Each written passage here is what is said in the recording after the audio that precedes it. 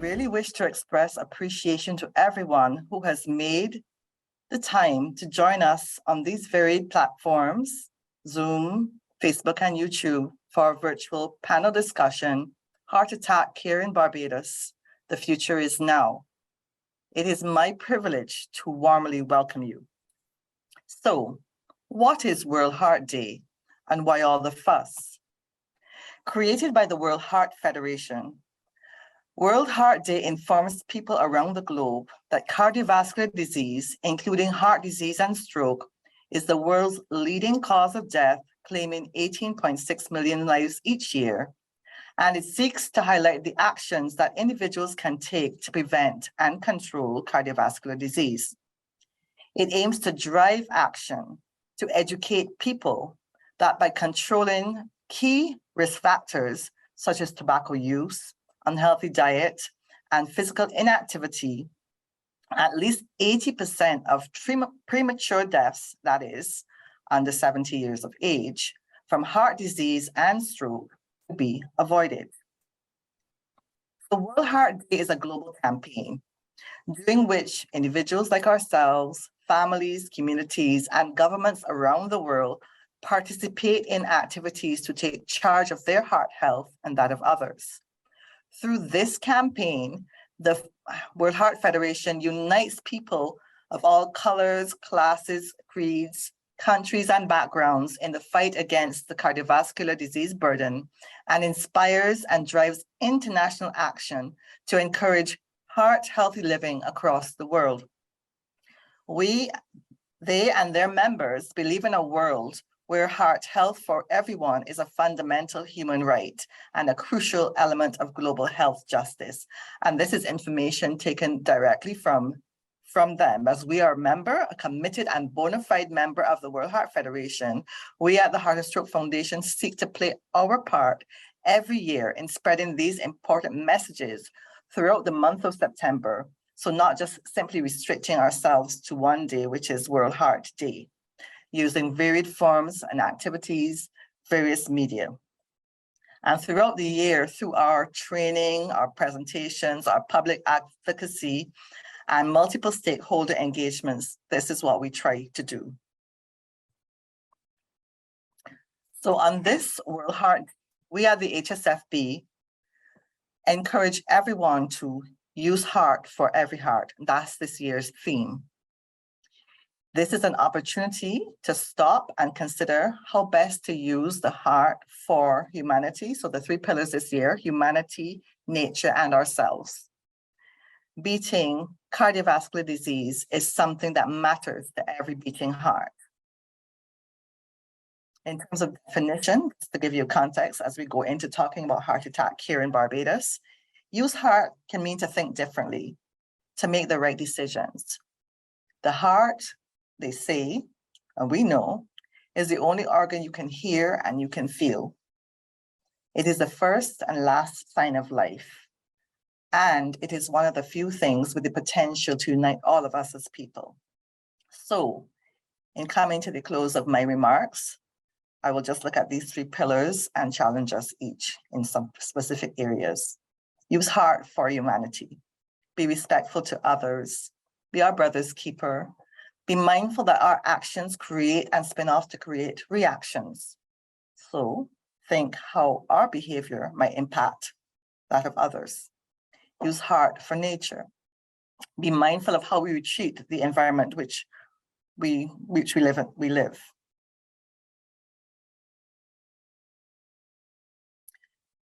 How we dispose of refuse, how we pollute the air and soil with pesticides and more. Mismanagement of the nature of our environment can create issues in terms of our health. Let's remember that. And use heart for you, or let's use heart for ourselves. Please exercise. Monitor your blood pressure. Try to sleep well. Find ways to de-stress and surround yourself with loving, positive people. So this evening, our esteemed panel will look at the various facets of heart attack in Barbados, what obtains now, the highs, the lows, and the challenges in between. and what is being put in place now for all of us to see and reap the benefits in the future.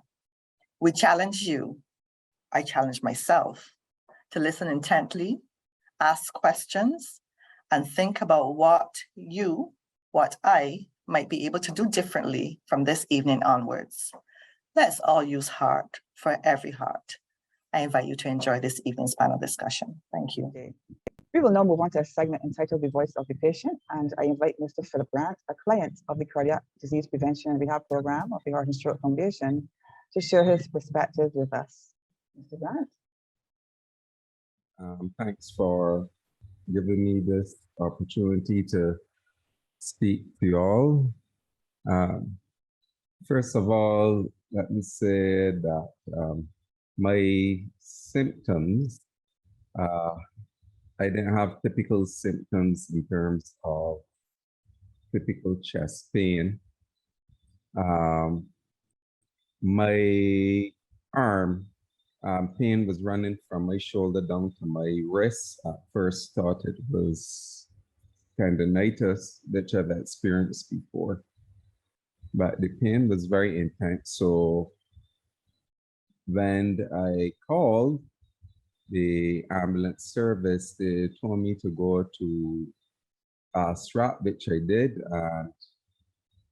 And there, the doctor too thought it was same tendonitis, but when I got home, it was really painful. And the next morning, when I went to a private clinic, the doctor did an ECG and realized that I had a heart attack. I ended up going to the hospital where they did some more ECGs and realized that I had a double heart attack, one on top of the other. The thing is, I did not pass out. When I checked my pressure, I realized my pressure was higher than normal. And that is why I was able then to call the ambulance. So I was seeing, this happened like the Sunday, February the 20th, Sunday evening, Sunday night, when I was about to sleep. And the next morning, when I got up at the pain, that's when I went to the other private clinic, and they sent me immediately to the hospital. My wife was concerned, and my family, but they tried to keep as calm as possible. We do not have a meeting tomorrow morning. They haven't done Right.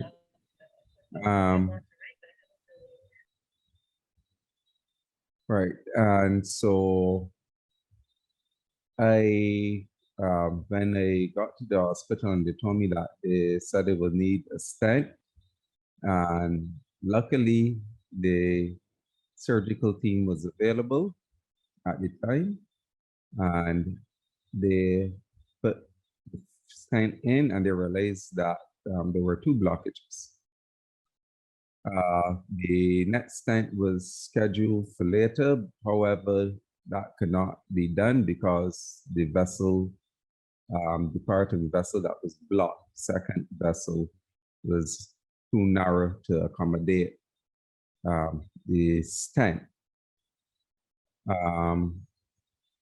So then it was thought of a need a stress test, and moving forward, I also suffered some panic disorder as a result of the heart attack, and the psychiatrist, along with the GP, they found out what I would need to do to get into Heart&Stroke, and with the help of them and the cardiac doctor at QEH, they got me into Heart&Stroke, and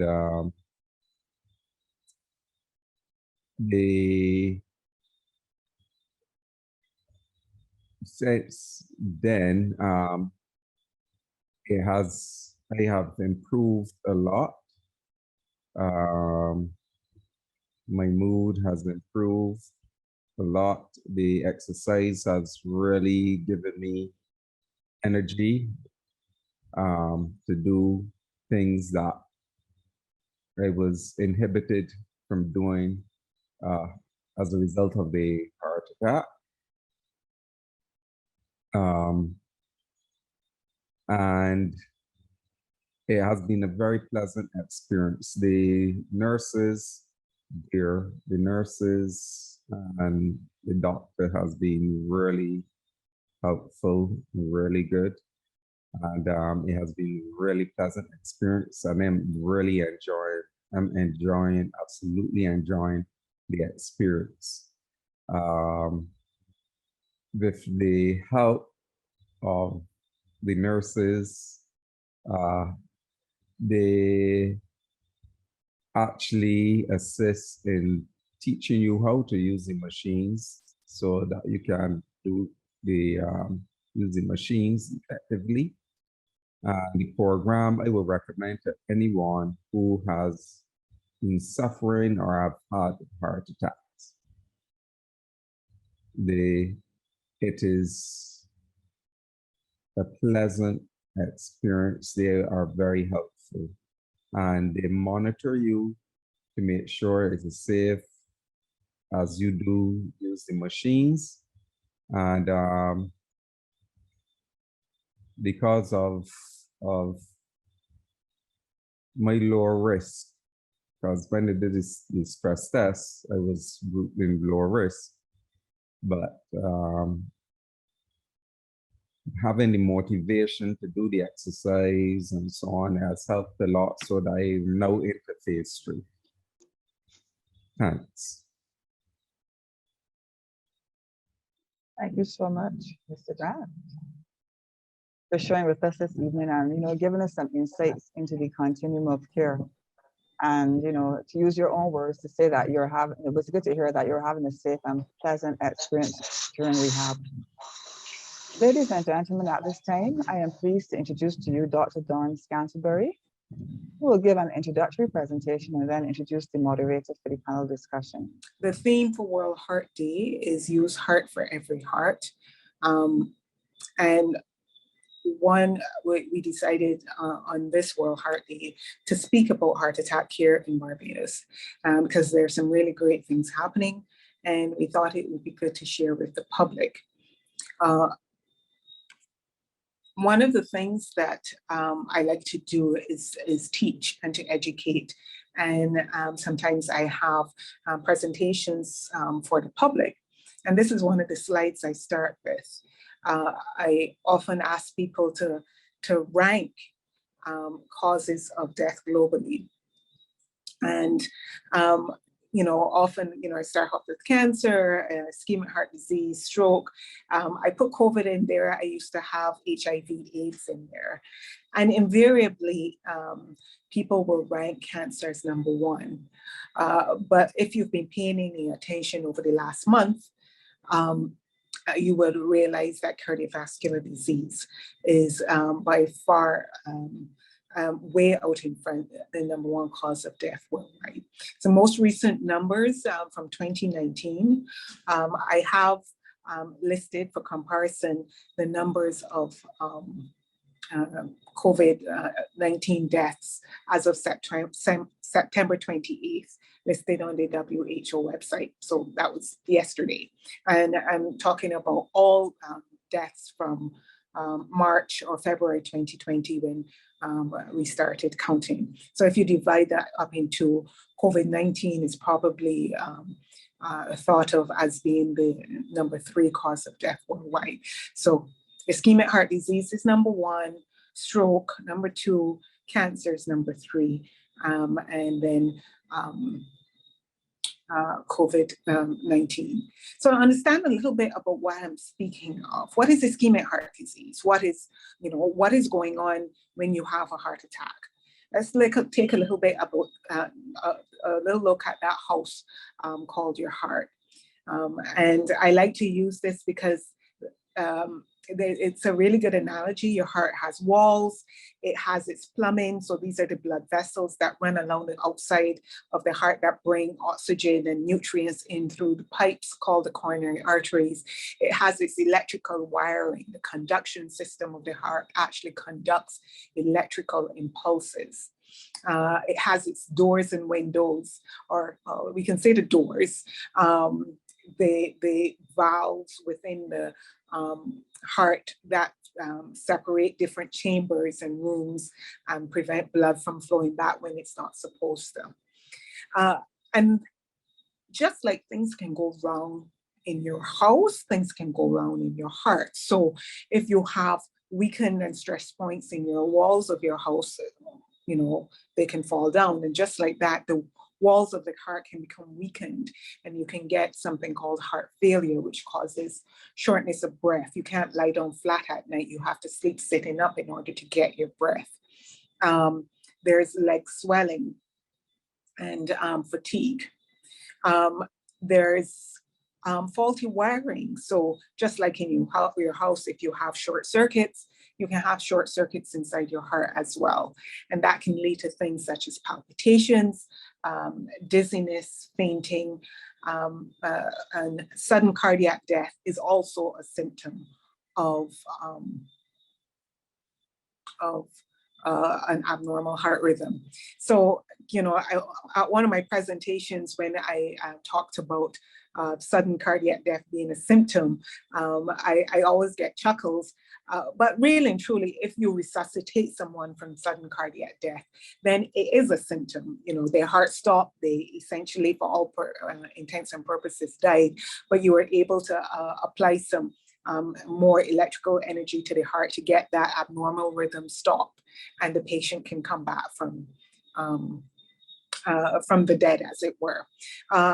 Very often people differentiate that, think that when you go into cardiac arrest, that's a heart attack, but that's not the type of heart attack that we're speaking of today. The heart attack we are speaking of today is dealing with the blood vessels. So, you know, you have plumbing problems in your house, you can have plumbing problems in the heart. So you get cholesterol plaque being laid down inside the blood vessels, and then that cholesterol plaque can rupture and clot form inside the blood vessel completely blocks off, and anything downstream of that blood vessel can become damaged and dying. And just that's a catastrophic event. Just like, you know, a hurricane destroying a house, a heart attack can be a catastrophic event. Heart attack symptoms include the chest pain or the arm pain, like Mr. Grant had, shortness of breath, lightheadedness, dizziness, sweating, nausea, vomiting, and even that sudden cardiac death that I had described. So you get symptoms like that, what's next? So you call the ambulance, they do an ECG. You have typical changes on the ECG.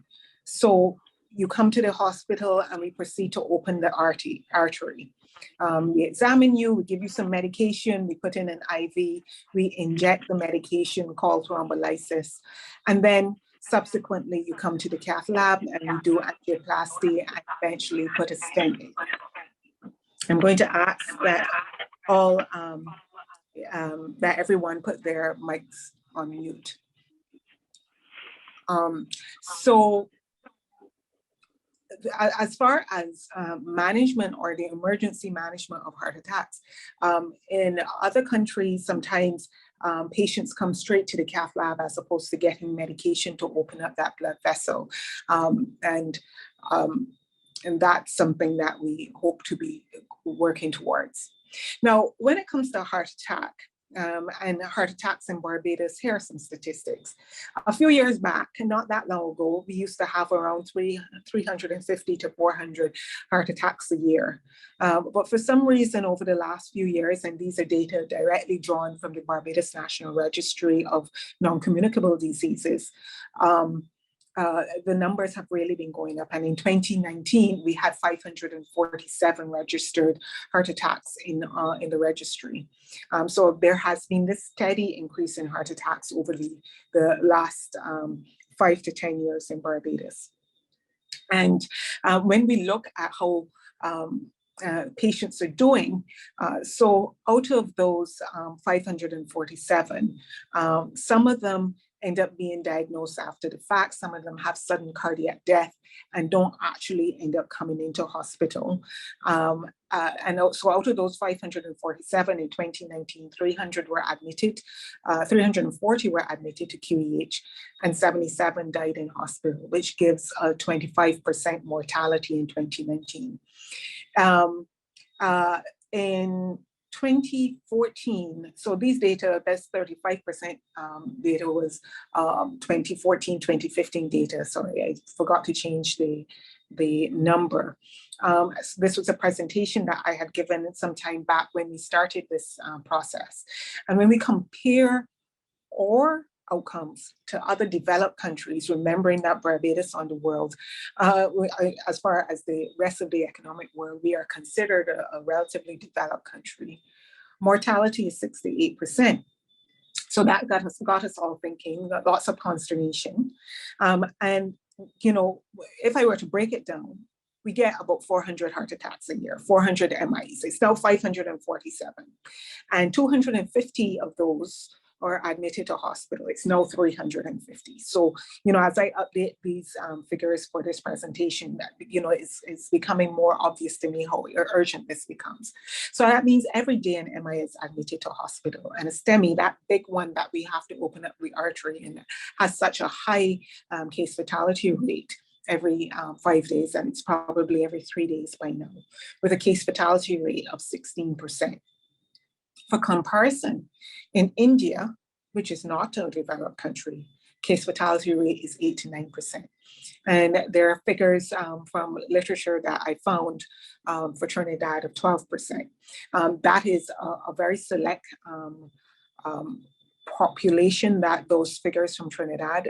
It may be a little bit skewed because these are patients that are being admitted to an ICU at Port-of-Spain General. In general, when we compare our data across the Caribbean, and you know, the rest of the Caribbean are doing as poorly as we are. So what does this all add up to? Lots and lots of money.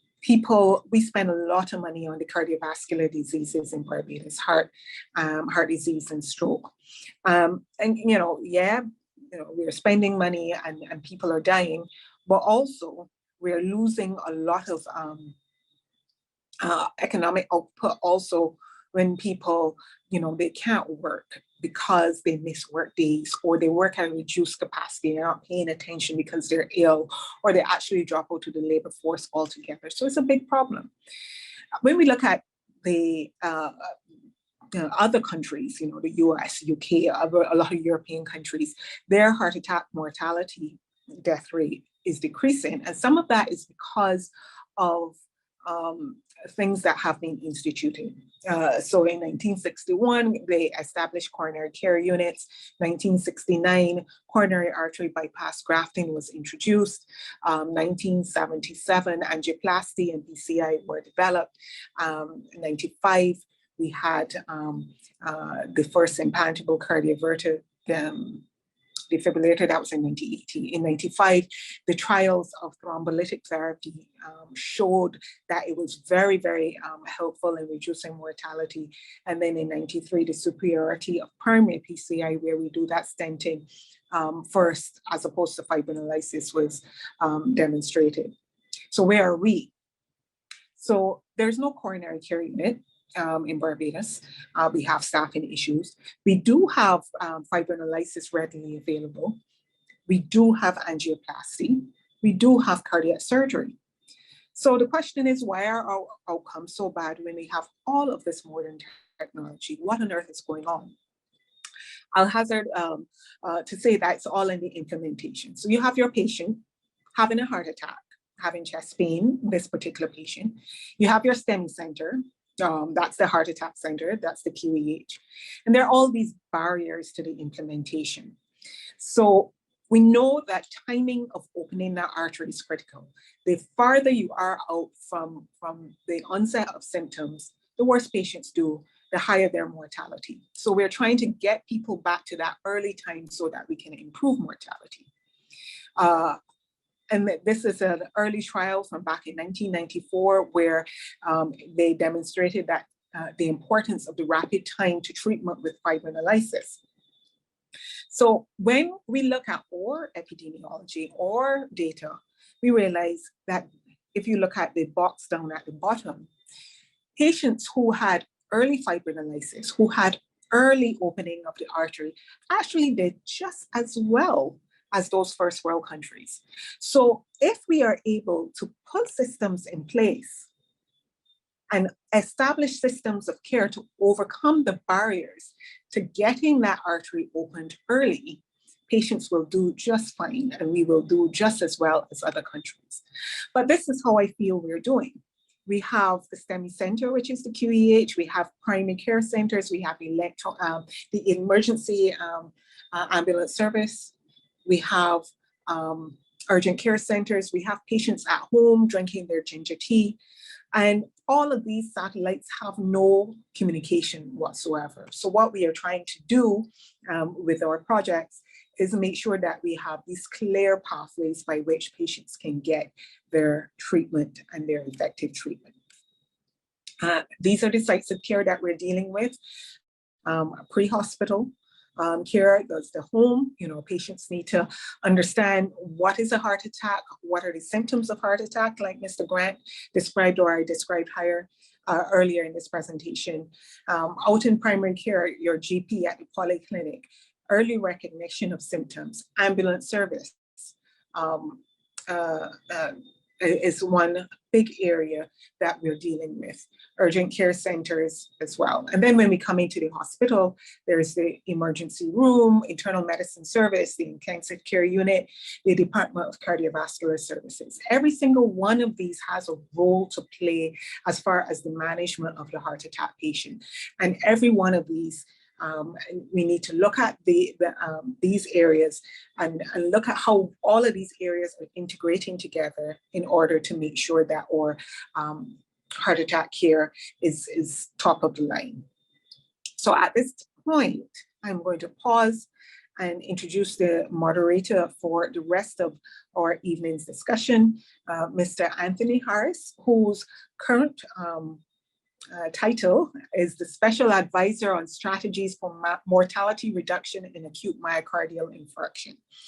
Breaking that down, he is the Special Advisor to the Ministry on and the one in charge of this heart attack death rate mortality reduction project. Mr. Anthony Harris is a cardiothoracic surgeon. He was instrumental in starting the cardiac surgery program at the Queen Elizabeth Hospital back in 1993. And his most recent role after setting up the cardiac surgery program and making it such a successful program was as the Director of Medical Services at the Queen Elizabeth Hospital. A couple of years back, he was seconded to the ministry to advise the ministry on exactly how we go about improving this heart attack care. I'm going to stop share right now and hand over to Mr. Harris. What I would like to do is to just give a little introductory talk, if you would permit me.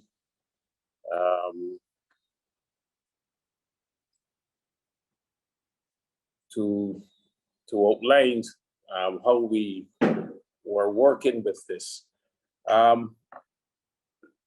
This is, as Don said, I am the big title for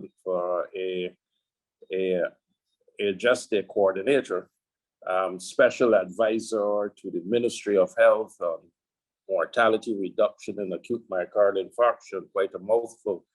But a lot of this really has been my colleagues who have been driving and agitating for this program. And really and truly, it has been Don who has been nibbling on our ears about this for some time. And then Dr. Ishmael, who, when he was president of the Caribbean Cardiac Society, proposed they recognized that the mortality rate for acute myocardial infarction was really pretty bad across the Caribbean. And we were nowhere near what the first world countries were achieving. And the society, Caribbean Cardiac Society, felt that this was a matter to be brought to the attention of the CARICOM heads of government. And they had a special meeting with them. They agitated, they met with them as a group, they met with them individually, and they basically convinced our government that what we need to do is to tackle this problem and come up with strategies to improve survivability from acute myocardial infarction. And we thank them for that. As I said, the mortality rates for acute myocardial infarction really remain quite high across the Caribbean, although a number of islands, a number of centers had all the resources. They had the ICUs, they had the specialists, they had the cardiac surgeries, they had the thrombolytics, they had the interventional cardiology, and yet we weren't doing very well because, as Don said, it's one thing to have all of these things, but you really need a coordinated approach and understanding by the entire network their importance and the role that each one has to play. I just want to give you a little evolutionary history of this at the Queen Elizabeth Hospital, or in general, cardiac care in Barbados.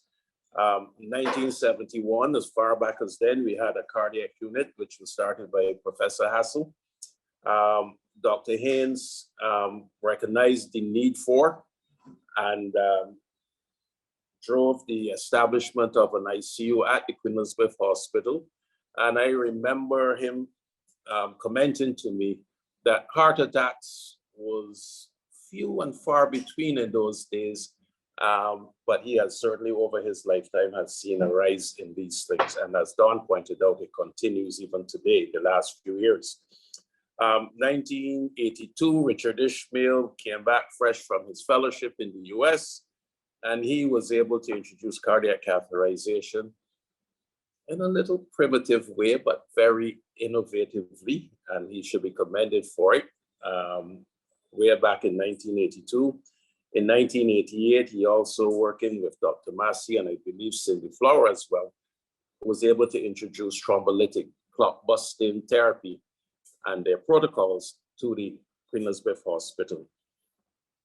The Department of Invasive Cardiology and Cardiac Surgery, later the Department of Cardiovascular Services, was started in 1993.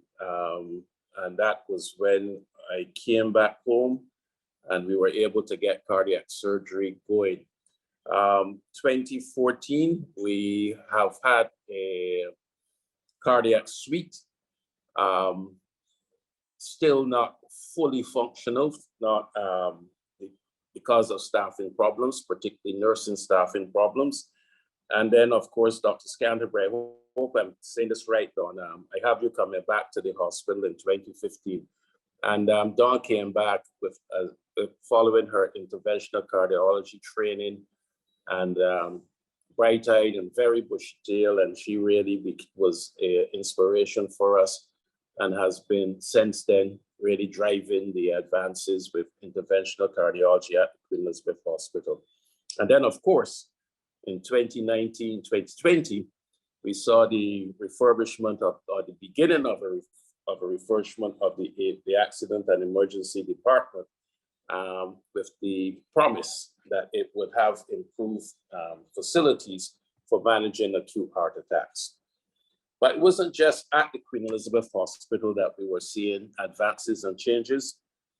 Also outside the hospital, we knew that the Barbados National Registry around 2005 was established between the Barbados government and the George Allen Chronic Disease Research Centers. And I remember seeing Professor Hassel and him playing a part in that and getting that off the ground. Now that's important because a lot of the numbers that we have demonstrated here is because of the good data collection that the CDRC has done. And of course, you know, you can't really understand your problem unless you're measuring it properly. And this has been an invaluable service that they have provided. But then, of course, we at the Queen's Hospital, we started the University of the West Indies has started a emergency medicine program. And with the emergency medicine program, we were putting out specialists. You will hear from a couple of them tonight, who are specialists in emergency medicine. And with that, we saw the proliferation of urgent care centers. In my latest count, I think we have about 6 of them in the island right now. Places that you can go and get emergency care other than the accident and emergency department. And a lot of Barbadians have been using these. And then, of course, we also saw the establishment of specialized cardiological centers at Bracebridge and the Sparman Clinic.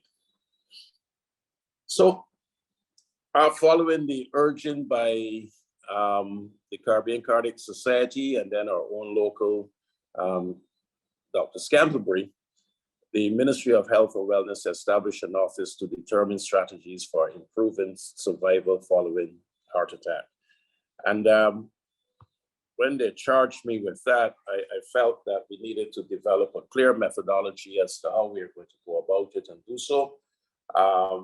I thought, first and foremost, we need to review and revise data collection, look at the data, look at what we're recording, and see what we need to change or alter or improve if we're going to do this, particularly since we're going to be monitoring this to know if we are on the right track, if we're doing things right, and where we are improving, where we are falling down. We also undertook a review of staffing needs for the Accident Emergency Department, Department of Cardiovascular Service, and the Department of Medicine. And Dr. Scantenberry, I remember her, and Miss Leanne Salandi working late at night with a staffing tool called Wizen, which was provided by PAHO, to look at what our true needs for staff were, looking at our workload now and in the future, and trying to make some projections for that. Out of that, we were able to devise a comprehensive list of staff requirements that was necessary if we were going to achieve the goals. And to their credit, we presented that to the government of Barbados, and they were able to provide at least 75% of the needs that we had identified. So it's there. They have agreed to have it, but I think we know we need to get on and start effecting those new hires, those new training and stuff like that. We also assess and improve the readiness, not of the accident and emergency department, but it was actually the ambulance service, and Dr. Byer and his crew, his team, was very enthusiastic in doing this. And you'll hear from him later, but he has picked a number of direction and has been successful in improving the readiness and the capabilities of the ambulance service in the management of acute care, particularly as it relates to cardiac emergencies. We also sought to set up formal partnerships with the urgent care centers and the 2 polyclinics which were providing the 24-hour service, and private ambulance services. We have sought to have formal memoranda of understanding with the urgent care centers to be sure that although we share protocols, we share medications, so that now, very shortly, the thrombolytics would not just be available at the accident and emergency, and we would probably remove one of those lock gates that Don demonstrated, in that they will be also available if a Barbadian citizen or anybody present themselves to the urgent care center, that they will be able to get early thrombolytic therapy. And as Don pointed out, early thrombolytic therapy does a whole lot better than late thrombolytic therapy. It doesn't cost the taxpayers or the government anymore, because we were going to give it for the most part when the person finally get to the Queen Elizabeth Hospital. It's just that now we're able to give it so much earlier and hopefully with better outcomes. Again, to pay tribute and to Don, Dr. Scantelbury, written protocols of management for the acute myocardial infarction at Queen Elizabeth Hospital and outside has been developed largely by her efforts, and she has done a great job in ensuring that your standard of care is going to be uniform across the network of facilities that will be providing it. And finally, because it is, as you heard from our patient earlier tonight, the first person he reported his symptoms to was his wife and family. And of course, then we really want the public to be aware of these, what heart attacks, how they present, what they look like. And we are on the threshold of launching a very extensive public awareness and educational program. We kind of delayed that because we had COVID raging, and too much information is often wasteful. So we waited till that die down. So very shortly, you are going to see, in conjunction with the Heart&Stroke Foundation, for which we have already had some talks, a step up in the public awareness and educational program about myocardial infarction, because of course, it doesn't happen, a heart attack doesn't start in a hospital or a doctor's office. It starts in your home, in your workplace, in your place of recreation. And we have to know how to recognize that. And also to remember that a number of people die of heart attacks before they can even get to any form of medical attention. And I know that Dr. Byer, in his pre-hospital care expertise, certainly has been promoting the availability of defibrillators and trained or aware public members so that they can participate in a resuscitation effort. And also, although that's not the number that we measure, also get those people who would have died, and we always hear about it, someone falls at the garrison or dies on the beach. Hopefully we can save a few of them and not have it all thing.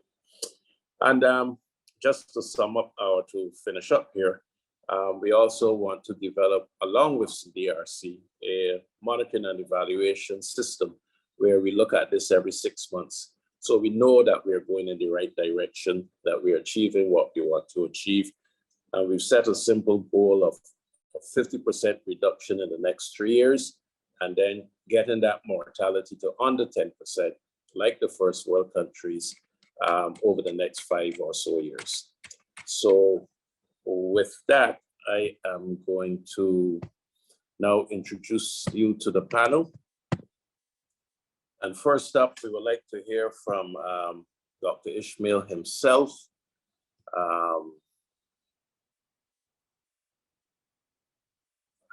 I'm looking, Richard, for your extensive CV that I have here. It is really too long to read. If I did that, we would all get home at midnight. He has been that accomplished. But Dr. Ishmael has been working at the Queen Elizabeth Hospital. I remember him back in 1980, very fresh, very young, and full of hair on his head. And he's been there since then, contributing and working hard in cardiology.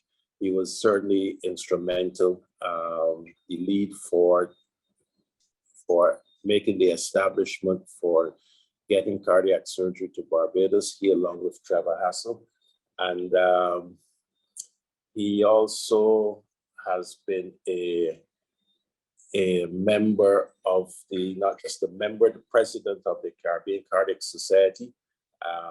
And under his stewardship during his president year, he's the one that has been driving the heads of governments across the Caribbean to take into consideration getting the mortality rate from acute myocardial infarctions down. Dr. Ishmael has retired from the Queen Elizabeth Hospital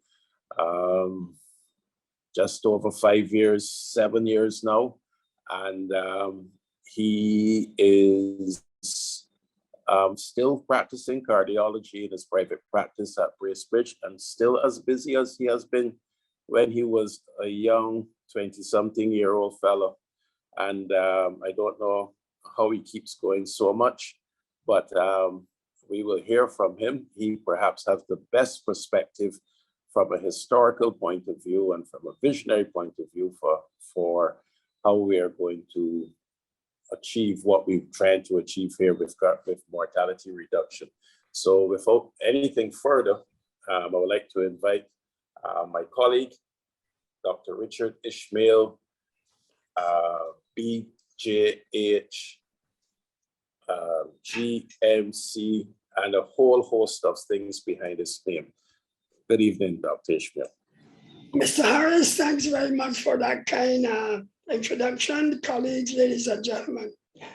The first thing I'd like to do is to thank the Heart&Stroke Foundation for inviting me to participate in this symposium honoring World Heart Day and to discuss heart attack care in Barbados. The future is now. I was actually honored last year to present the development of cardiac services in Barbados.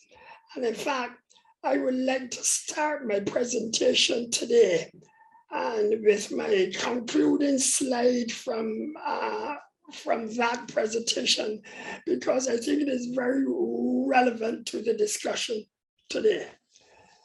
Last year, my concluding slide stated that we in Barbados, and I use the word adequate then, but I would probably say very well, we do very well in treating patients who have chronic problems.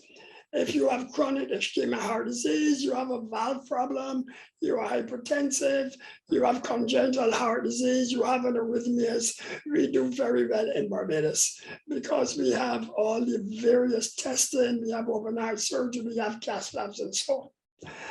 Our big drawback, as I noted last year, is that we had no adequate treatment for patients with acute myocardial infarctions or STEMIs. And we needed to develop a STEMI program to bring the mortality for acute MI to respectable numbers. We needed to open the cardiology wing at the QEH, and it needed to be staffed. And we needed a cardiac emergency room, chest pain critical clinic needs to be established at the QEH and in the private sector.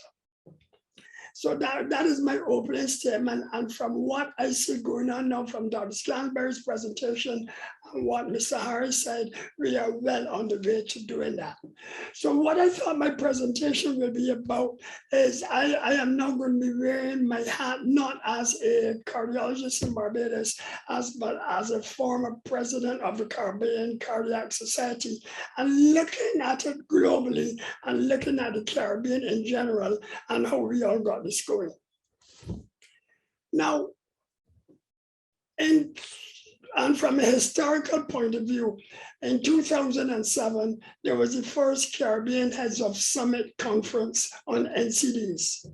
Out of that conference in 2007 came the Declaration of Port of Spain.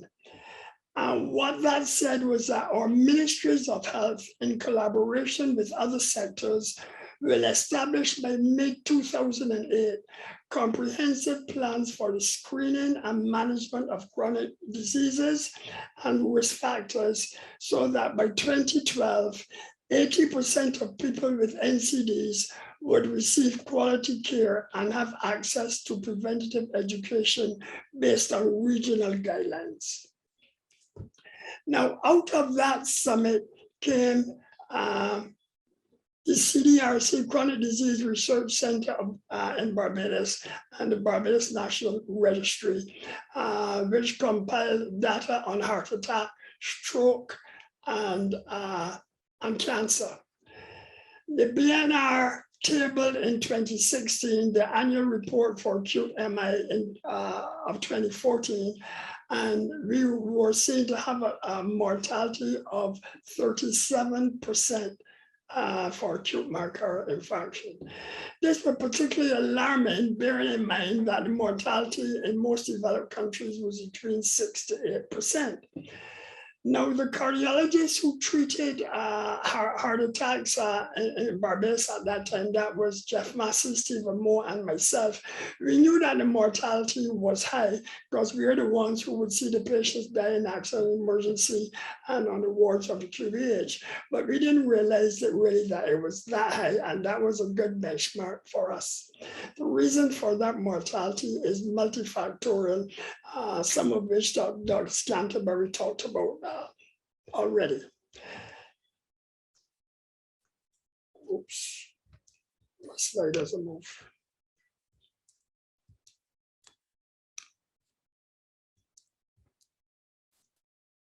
I think my slide is stuck here. If you close the presentation, hit stop slideshow and start again. Yeah. It goes.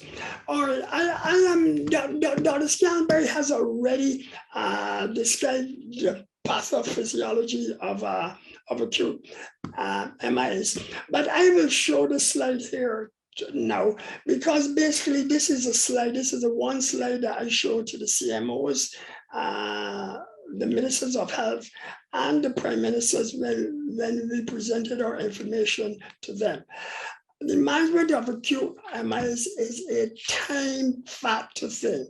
And as Don has pointed out, what happens when one gets an acute MI is that you get a rupture of atherosclerotic plaque.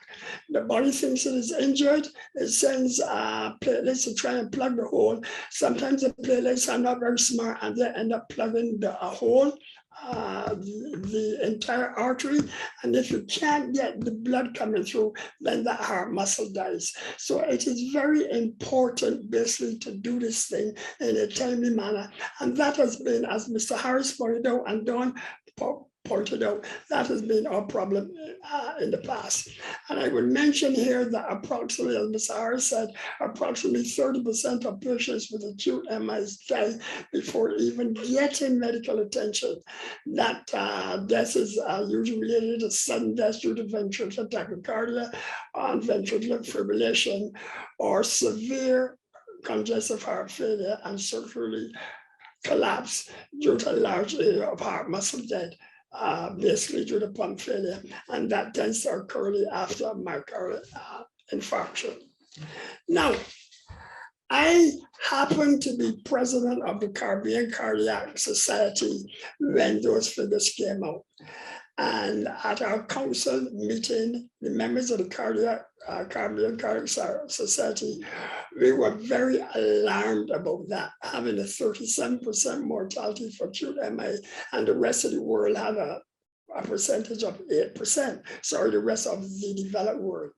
We actually estimated that those statistics were similar in most of our small island developing states, even though there were no statistics coming out of other places else.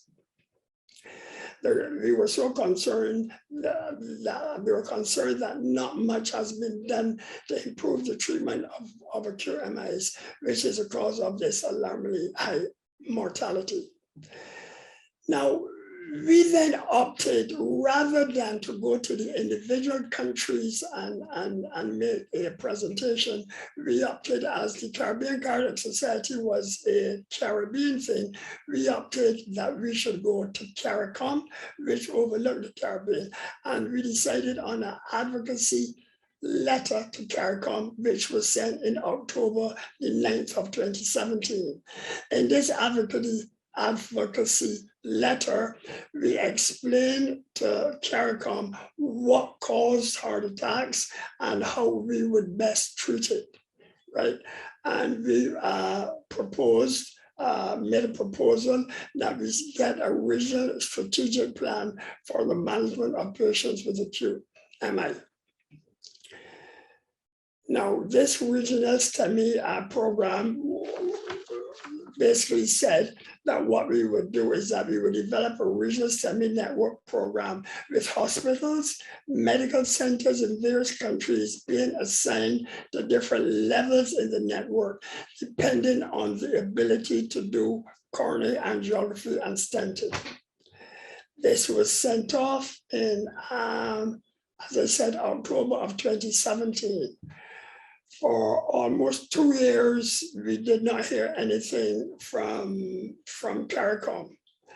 Then in 2019, probably related to some gentle nudging from people on high, I got a call from the Secretary General of CARICOM, inviting the CCS to present to the chief medical officers in Port of Spain, Trinidad in June of 2019.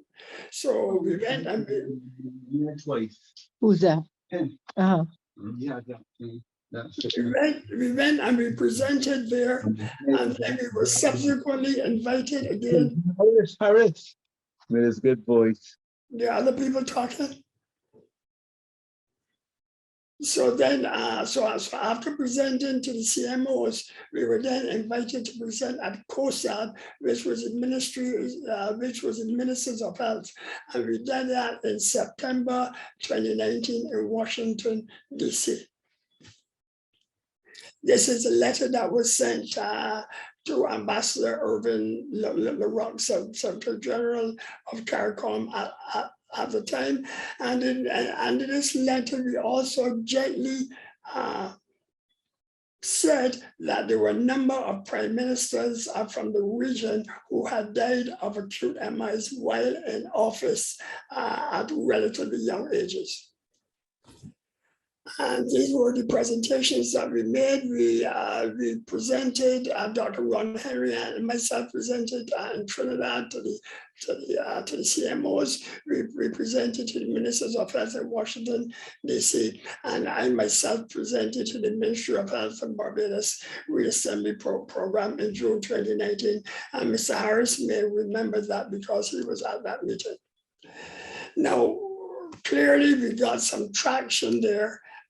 Basically because we were invited then to present at the 31st intersessional meeting of the Conference of the Heads of Governments of the Caribbean Community at the Lloyd Erskine Sanford Center in February of 2020 with an agenda item towards the strategic management of acute myocardial infarctions in the region. The presentation was made by Dr. Joyce St. John, Executive Director of CARFA. She gave an overview, and then Dr. Henry and myself gave a presentation to the Prime Ministers of the causes of myocardial infarctions in the region. We talked about what the mortality was, and then we talked about how we thought that we could get the mortality down. This is a picture of the heads of government, Dr. Henry and myself, and with myself and Dr. Henry, we've been Prime Minister Motley and Prime Minister Keith Rowley from Trinidad. Now, that was our presentation, or was approved by the heads of governments and sent off to CARICOM for ratification. And it was mandated that CARICOM, CARFA, and the CCS to prepare a draft regional strategy aimed at identifying critical regional public goods essential for the perennialization of the strategy to reduce mortality rates due to acute myocardial infarction. That was a jargon used by the technocrats at CARFA. Now, what the CCS mandate was to put out to the region what we thought that we should be doing. So the first mandate was to stop the heart attack.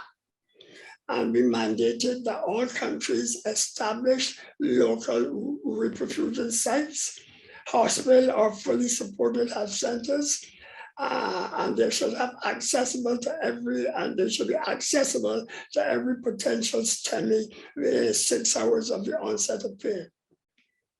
We also suggested that the ambulance services should be optimal in having ECG monitoring, CPR capability, defibrillator capability, and radio telephone contact, so that the ambulance can talk to the emergency rooms and so on.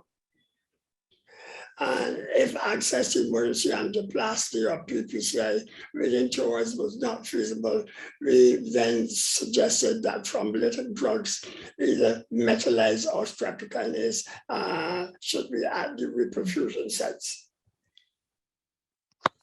Now, the next thing was to fix the artery. Patients who underwent thrombolysis, it was suggested then that they be transferred to PCI hospitals, if possible, within 24 hours for emergency angioplasty and stenting. Now, in the territories of the Caribbean that did not have a cath lab, what we basically said, that once the patients are stable within 24 hours, that they be transferred either by air ambulance or, if more stable, by public planes, if they're stable, to be sent to a PCI center where they can get cardiac catheterization and angioplasty. And that is what occurs in small town America, small town Canada, small town Europe, Australia, Brazil. If you live in a small town in the USA, say 100,000 people that doesn't have a cath lab, you get thrombolyzed, and once you're stable, you then get, if it is less than 90 miles, less than an hour and a half drive, you're driven by ambulance. If it is over an hour and a half, you get airlifted. Clearly, sending patients from St. Lucia to Vincent Dominica here depends on your budget and local clinical judgment. Now, here's what we as a Caribbean Cardiac Society did to try to classify STEMI centers and territories. We basically developed what we call a CARCIAS level for centers and for territories. CARCIAS means Caribbean Cardiac Society, and level 1 center was a center that is currently performing PCIs. Level 1A is if you are currently performing PCIs and you are doing 24/7 or primary PCI. You are a 1B level if you are doing PCI but not doing primary PCIs or meaning less than 24/7. If you have a diagnostic cath lab, you're a level 2 center. If you do not have a cath lab in your country but you are doing thrombolysis, you're a level 3 center. And if you are not doing active thrombolysis, you're level 4. When it came to countries were classified as CARCIAS T1 centers if they have at least one center doing PCI. If you are a 1A, if you are doing 24-hour PCI, you are a 1B. If you are doing, if you are doing PCIs but not primary and not 24/7, if you are a CARCIAS 2, if countries have at least one cath lab offering diagnostic cath, you are a level 3 if you're doing thrombolysis, and you're a level 4 if you are not doing any thrombolysis at all.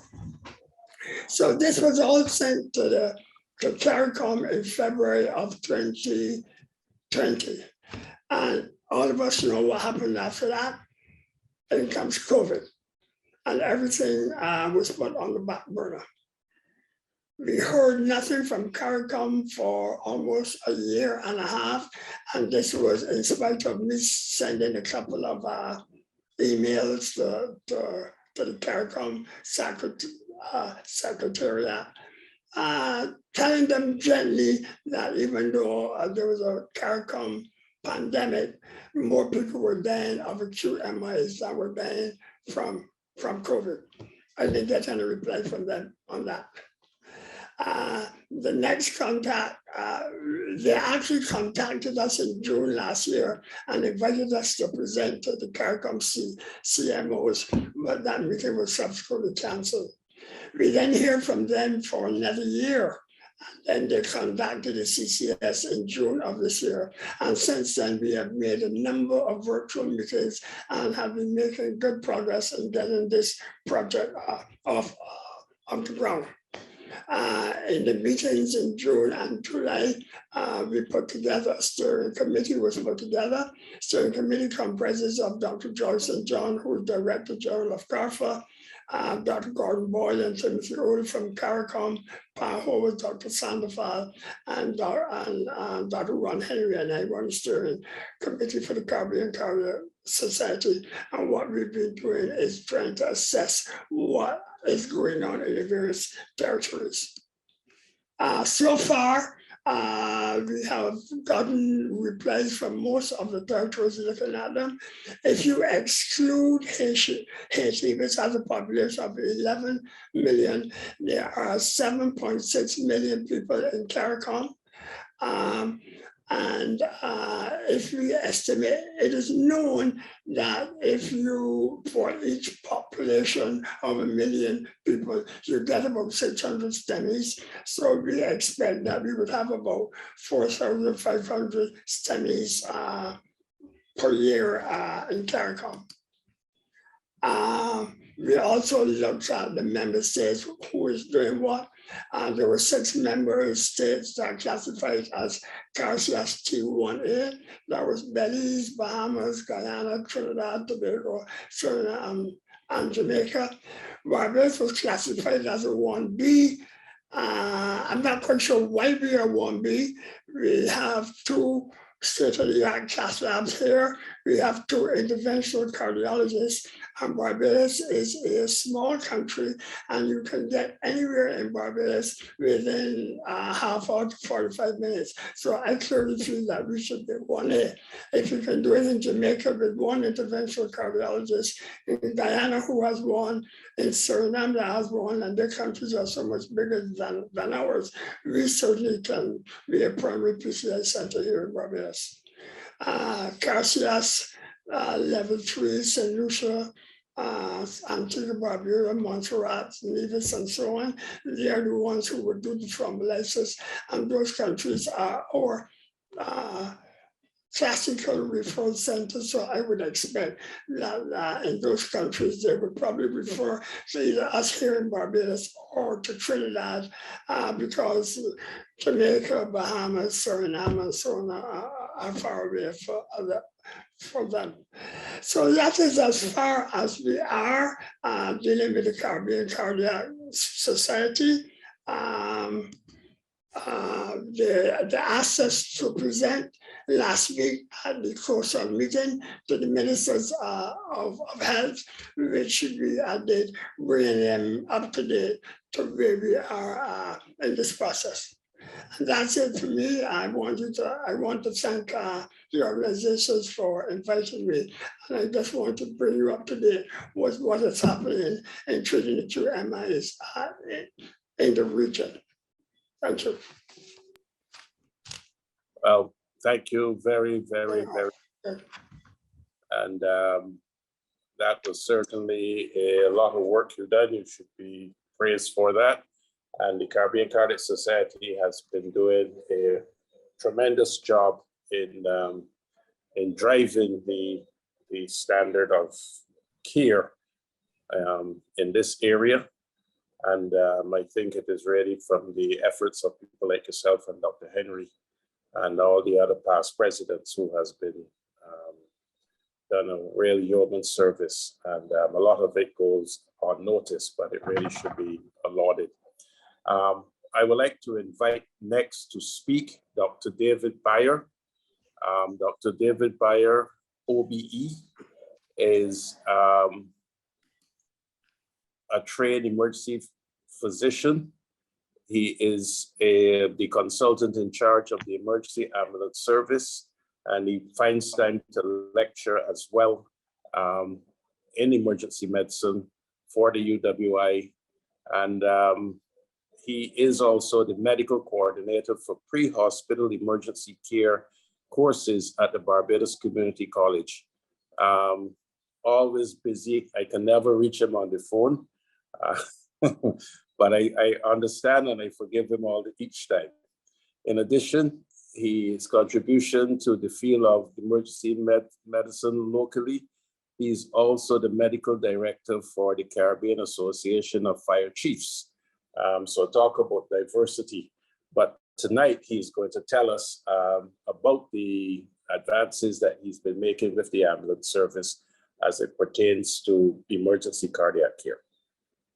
Thank you for having me on this esteemed panel. It's been really interesting to hear what has preceded me. So I'll just be short. I will just speak a little bit about emergency medicine, at least in terms of the field, in terms of what obtains and what we are hoping to do as time goes on.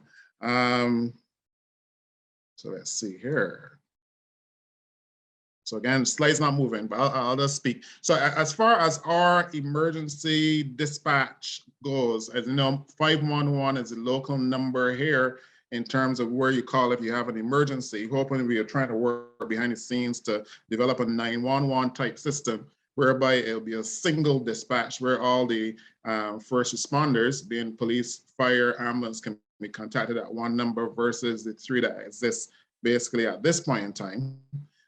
So we're working on that there behind the scenes in terms of that, but for the time being, basically it's 511. And in terms of heart attack, we receive, our dispatchers usually receive two versions of calls with respect to heart attacks. One, patients, basically someone who has collapsed and they're found not to be breathing or there's no pulse. And the call is that they're having a heart attack and they've collapsed. And the second thing is basically in terms of someone who's having chest pain, some level of sweating, maybe radiating down the arm, down the neck, problems breathing. And also those persons are also identified in terms of possibly having a heart attack. So let's deal with patient A first and you know where the problems lie. I'll say that basically this thing that's called sudden cardiac arrest, as basically explained before, where the heart gets an abnormal rhythm. Some of it is associated with having a blockage to one of the arteries. Sometimes it may just happen spontaneously, just like that.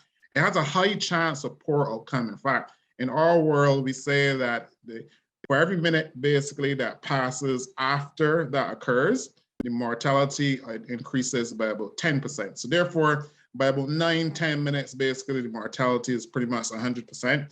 Certainly the thinking is also, if nothing is done, maybe up to 4 minutes, that the person will have some level of long-lasting brain injury from lack of oxygen going to the brain.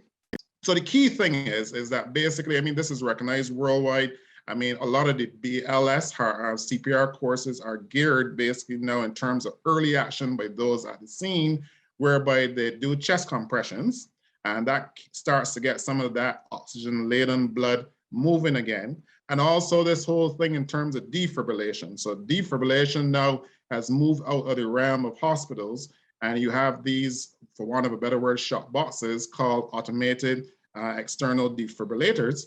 And these now are the actual bread and butter in terms of resuscitation for these patients. In fact, you know, I just had a recent travel, and all over the airport where I went, maybe every 50 paces there are in every hotel and every restaurant or so, you can see them there lying on the wall. And I mean, that's the direction that we're gonna need to go, because I think most people have recognized with the best of intentions, because things happen so fast with these patients, even if you were to have, say, an ambulance with persons in just waiting to come, the time is so short that if there's nothing done by those on site, that basically it will result in some level mortality. So this is something that we're looking to push locally as well, the whole concept of public access defibrillation, where we can not only train, but we can also have these devices dotted around the country in different spheres.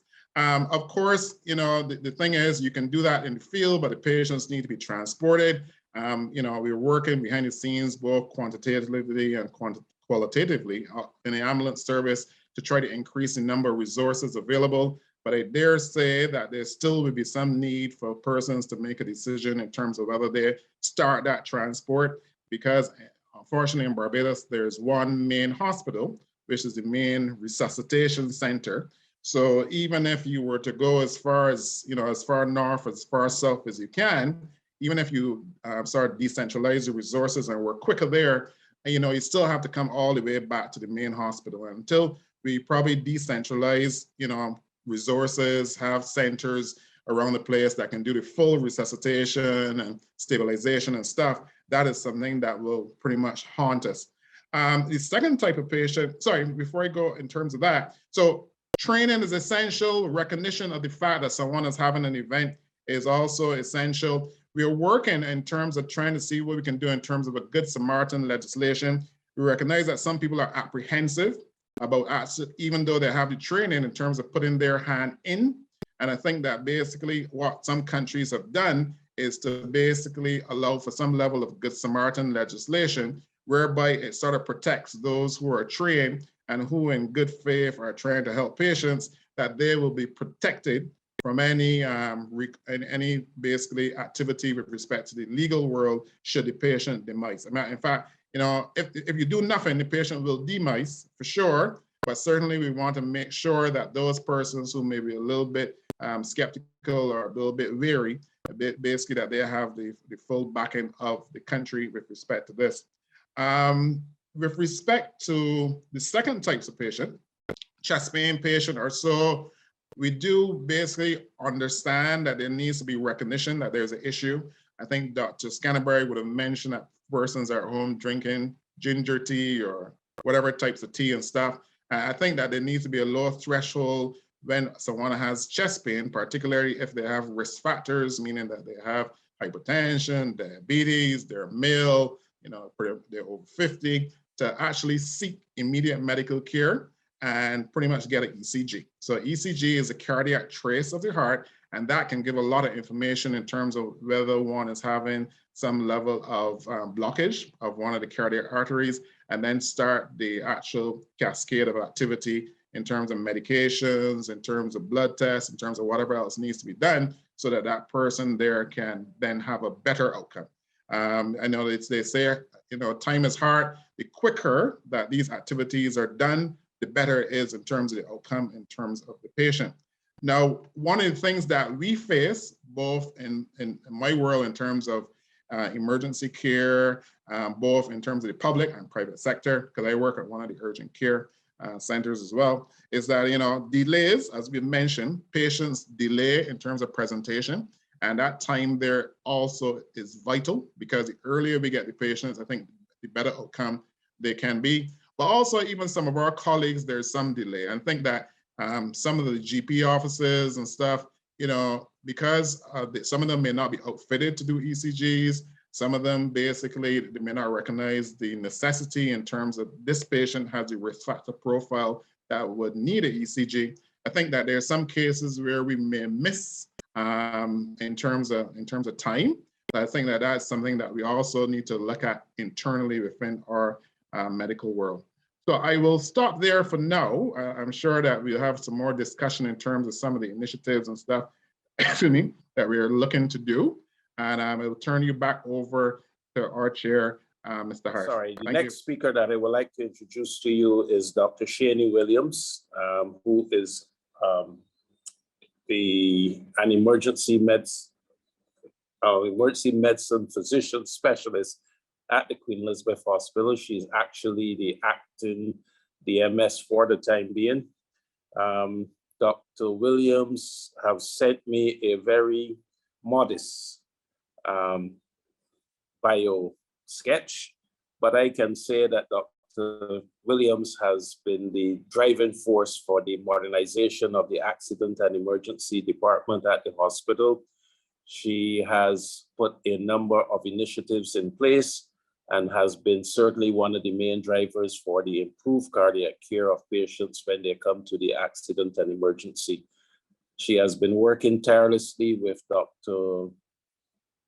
Scantlebury to ensure that patients who come to the accident and emergency get the most timely care that is possible under whatever circumstance that they face at the time. So Dr. Williams, could you give us your presentation, please? Hey, good evening, everyone. You can hear me, Mr. Harris? Yes, I can, very loudly. Okay. So I just wanted to say thanks to the organizers for inviting me to speak, and thank you, Mr. Harris, for the introduction, and good evening, ladies and gentlemen. I'm just going to speak briefly also about heart attack care as it relates to what's happening at the Queen Elizabeth Hospital. Dr. Mo is expected to speak after me, so he may speak more detail about inpatient and outpatient services. But it is a continuum, and I'm taking the baton literally from pre-hospital care services. And the intention is to encourage early recognition so that we can arrange definitive care as soon as possible. So whether you're coming by ambulance or private transport, we want you while in the community to pay attention to the symptoms that you're having. We may not always have the classical crushing chest pain that you may hear about or read, but if something is of concern to you, you should seek medical attention so that a definitive diagnosis can be made. As it relates to the emergency department, as we know it, it was formally and officially opened in 1990 by Branford Tate. And we had emergency physicians from then, you know, the original Dr. Watson, Dr. Frank Bishop, and Michael Wharton, Dr. Brian Charles. And we used to use a Manchester triad system, a system of 5 categories where we would recognize the urgent and life-threatening things as category 1s and then 2s. At that time, myocardial infarctions were referred to internal medicine prior to any decision about thrombolysis, etc. And that, as highlighted by Dr. Ishmael and Dr. Scantlebury, the delay in diagnosis or definitive treatment also contributed to worsening outcome. So we recognize that as we progress in emergency medicine and tried our best to improve the door to doctor times and the door to decision-making times. We transitioned to the Canadian Triad Acuity Scale in 2014. And around that time, we actually started thrombolizing strokes. And the argument then was accepted that if we thrombolize strokes, the emergency department can comfortably thrombolize the STEMIs, or a category of myocardial infarctions.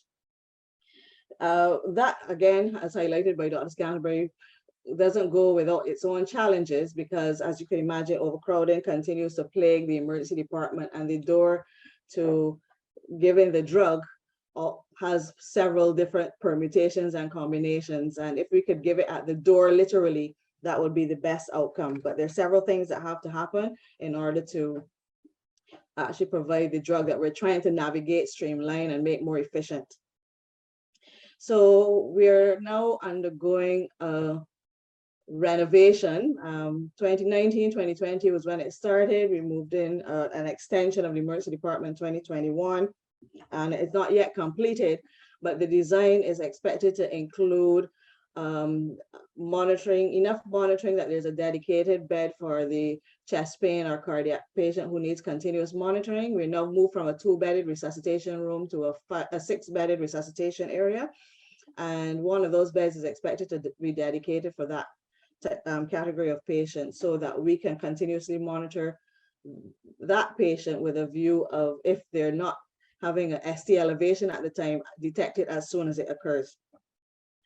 We're part of the chain of survival, and as I mentioned before, community and and pre-hospital care will then hand over seamlessly to inpatients to emergency department care, for which we'll try to stabilize, treat, and do some definitive care with a view of, if any intervention is required, having the resources available, and we're on our way to trying to get those resources, as mentioned by Mr. Harris, that primary PCI can be consistently available on a 24/7 basis.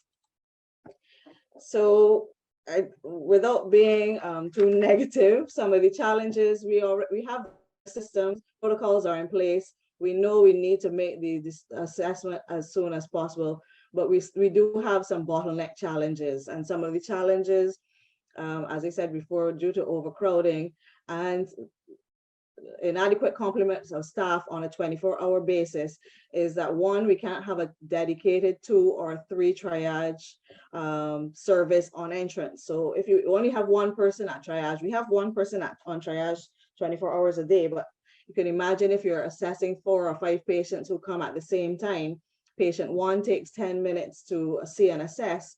Patient number 5, who may be unfortunately having that chest pain, is 50 minutes after the first,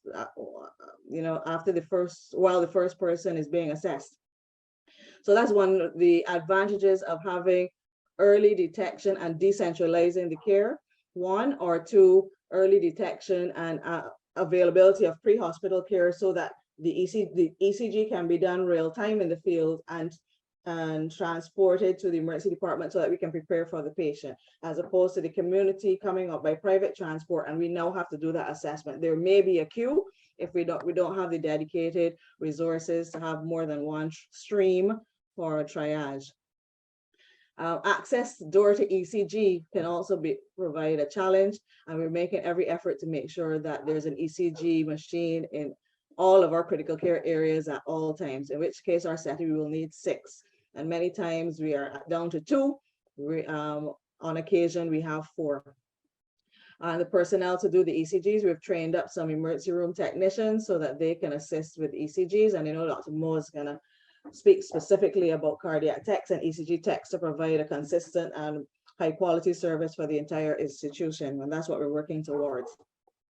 Once the ECG is made, is read, then the decision is made whether that person has the rhythm that will qualify to investigate for the thrombolysis, or if further investigations are required. So if they're having a STEMI or a non-ST elevation MI, and then there are different pathways for which we will manage those patients. Most patients will get some form of antiplatelet therapy once they're not allergic to aspirin in particular, etc. And then other medications are employed, and we will refer to the cardiologist. We use the low technology of WhatsApp sometimes and other modalities to transfer ECG images so that the internal medicine specialist and the cardiologist can view and confirm and agree that what we're doing is in the best interest of the patient in a timely manner. So this is just a picture of our 6-bedded resuscitation room. That was before we moved in. As you can imagine, it is always full. That's what's happening now. All 6 beds are occupied, but we try to, in addition to taking care of the cardiac patient, we're trying to make sure that our operational efficiencies are as seamless as possible so that we can always have patients moving to their final destination within the hospitals, whether it be the ICUs or the wards or the operating room, so that the next patient who's arriving doesn't have to be boarded in the corridor, and there's a bed space available for them, and the team is in the ready to receive and continue their care. So as I mentioned before, the emergency department has initiated the delivery of thrombolysis, and our aim is to get the needle with the drug to the patient within half an hour of arrival. And that is a metric that we try to measure. We've evolved from 1st, 2nd, and then 3rd generation thrombolysis. Right now we're using metallase, which is tenecteplase.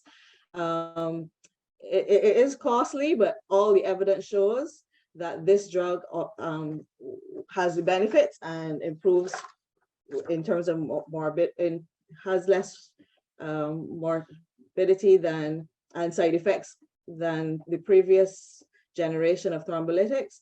and to the benefit of the patient. So it's always cost effective to be upfront and improve outcomes. So this is just my final slide to say that as from the emergency department perspective, we do participate in all aspects of care. We are doing the outreach. Prevention is always better than the emergency intervention. So where possible, if we had no patients, that would be great. So we try to encourage in terms of lifestyles, etc. We are all part of the public health community. And as it relates to the transition into inpatient care, the Queen Elizabeth Hospital also tries to improve outcomes for inpatient care, whether we're doing interventional modalities, conservative treatment, the outpatient care. We have now a transitional community care program for which our outpatients are managed by a cadre of community health workers with a view of keeping persons out of hospital as much as possible.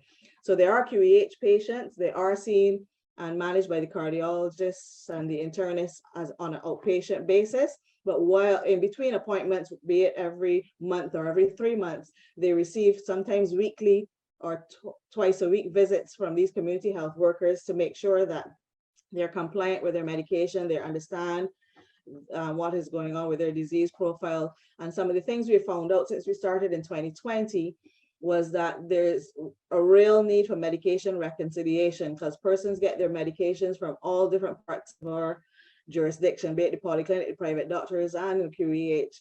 And there is significant confusion about the different classes of drugs for the same disease, hypertension, given an example, or the branded versus the generic.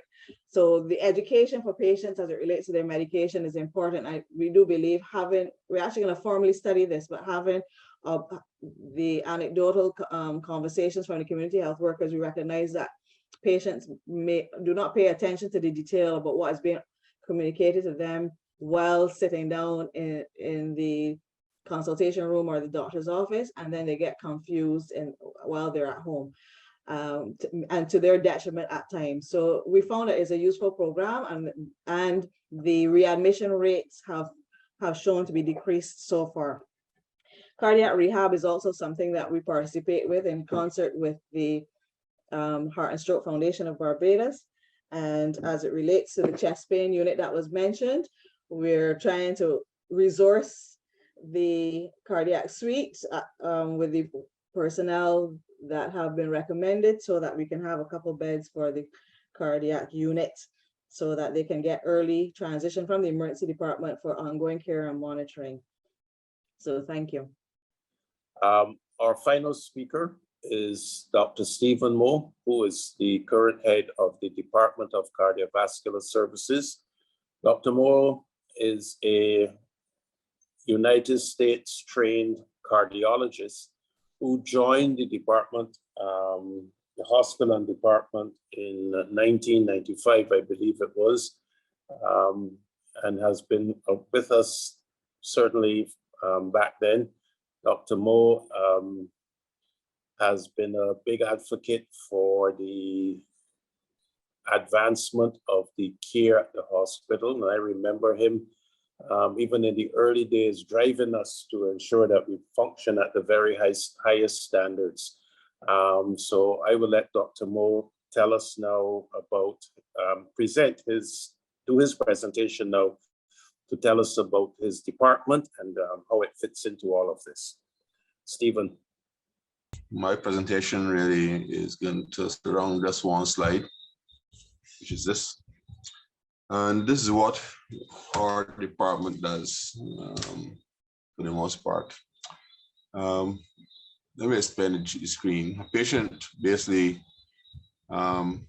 is suffering chest pain, and once the patient decides that the chest pain is worrisome enough that they need to seek medical attention, they will find their way either to their GP or some other medical practitioner, or to a medical center, which Mr. Harris mentioned. There's several, at least 6 around the island, or to the QH. And they may do this by ambulance or private vehicle. But once they reach one of these three types of centers of provision of medical care, invariably they have some form of initial investigation, whether it would be ECG, blood tests, or both. But invariably from the GP's office or from the medical centers, they will find themselves referred to the QEH once these initial investigations prove that there's some issue that needs further evaluation. On arrival at the hospital, they'll invariably arrive there through the accident emergency department, where they receive appropriate triage and the initial investigations, both ECG, blood tests, as well as any other necessary investigations that may be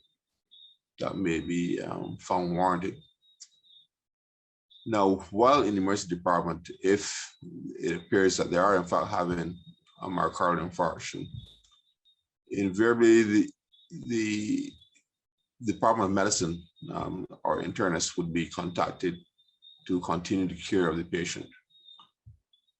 However, if that patient has what is known as a ST elevation myocardial infarction, invariably one of the cardiologists, that cardiologist who's on call, would be contacted to help decide on the necessity for thrombolytic therapy.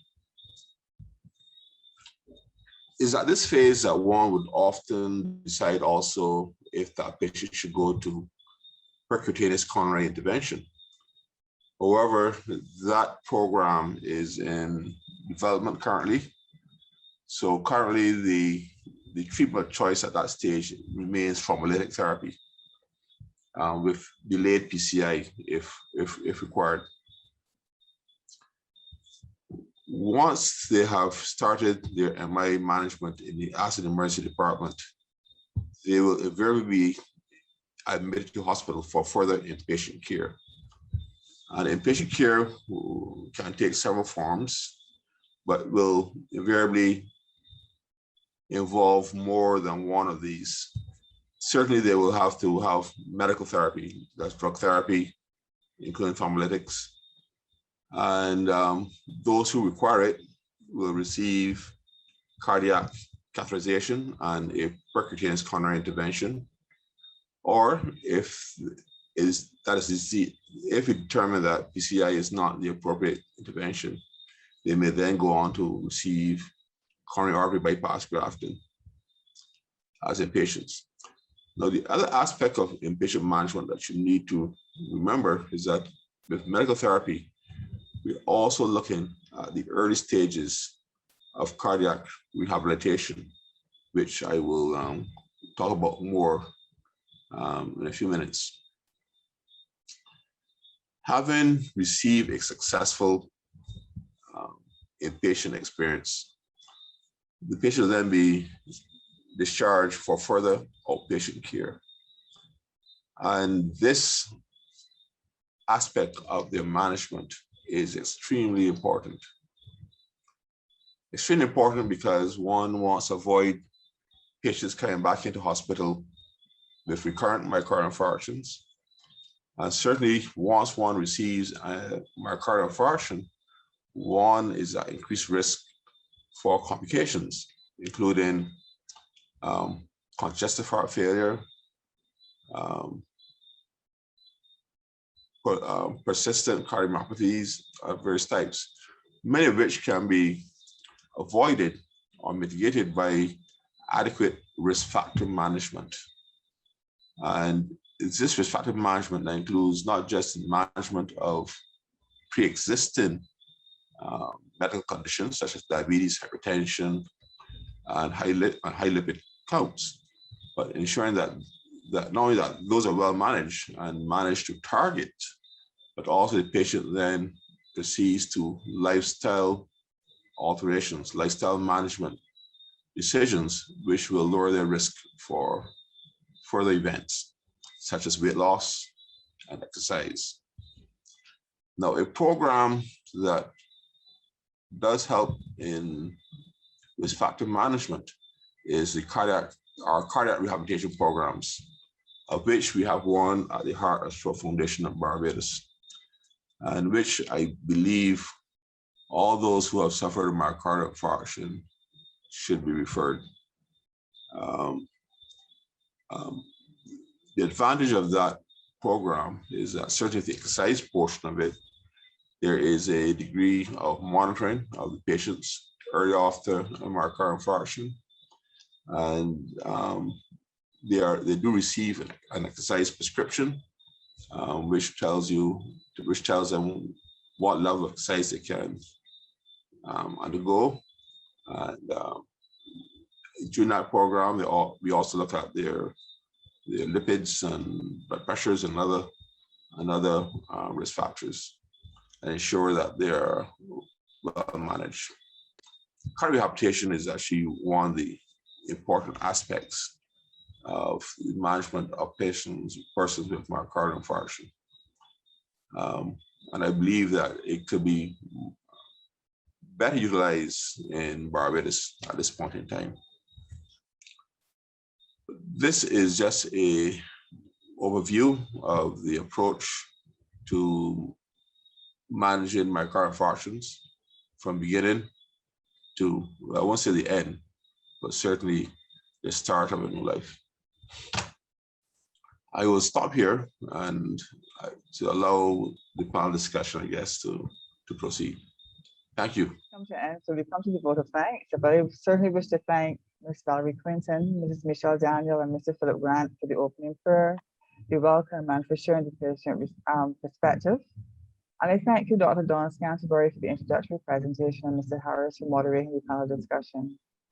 We are very grateful to the esteemed panel, comprising Dr. David Beyer, Dr. Chaynie Williams, Dr. Richard Ishmael, and Dr. Stephen Moore. And we really appreciated how you took us through the whole scope of the problem and the role of the National Cardiac Program, this project that has been undertaken. You set the context by sharing the history and the current challenges. And I think importantly though, sharing the vision and the, having that deep exploration of the required strategies and infrastructure to move us forward, including a whole of society approach. Getting the public and providers on board in a more collaborative way. Early symptom recognition, how to manage symptoms, and find ways to get persons into the cure pathway as soon as possible. And as we further discussed, it became very apparent that this is a very multifaceted health issue and it needs further exploration because there are a number of health system challenges that need to be identified and addressed, but also the complementary roles for prevention and treatment.